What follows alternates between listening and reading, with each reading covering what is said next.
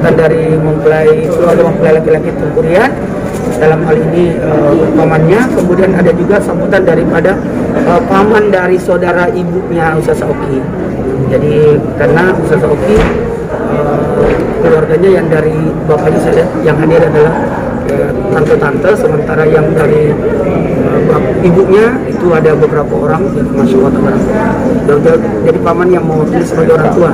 Jadi habis itu prosesi pemasangan cincin. Nah, jadi sebenarnya sambutan-sambutan dulu belum ada kata-kata lamaran, tapi tiba-tiba dimasukkan, ditampilkanlah dua orang, yakni calon mempelai laki-laki dan calon mempelai perempuan, dan alhamdulillah tidak ada sentuhan. Yang bagus tidak ada sentuhan. Kemudian langsung pemasangan cincin. Kemudian jelas ada seserahan-seserahan tadi yang di seserahannya saya lihat itu yang adalah makanan khas masing-masing daerah.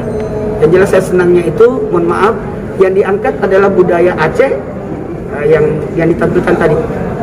Full adalah budaya Aceh, walaupun dalam hal ini juga ada nuansa-nuansa Palembang ada yang hadir karena keluarga daripada Ustaz Oki ternyata orang Palembang. Ada kapal selam maksudnya pempek ya. Kalau kapal selam masuk dalam nggak muat ya.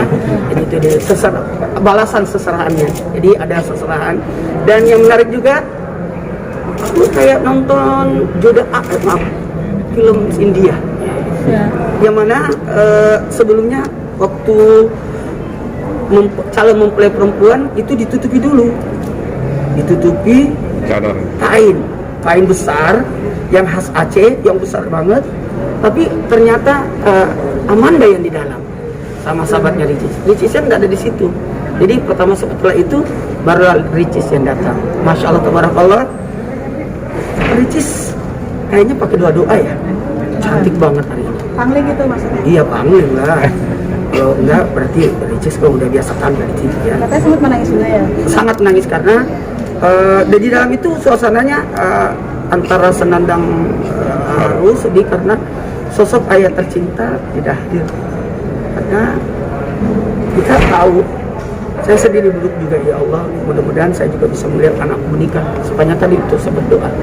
Dan di ending acara tadi di dalam, ternyata kita tidak tahu, tiba-tiba surprise, ternyata Ricis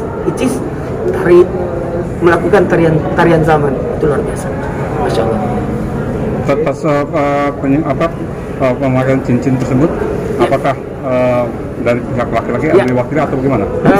Langsung ibunya ya, masing-masing ibu yang memasangkan. Jadi Icis dipasangkan tangannya oleh ibunda, kemudian juga sebaliknya dianjur seperti itu. Jadi pemasangan. Artinya memang benar-benar dua pasangan tidak bersentuhan ya? Tidak bersentuhan.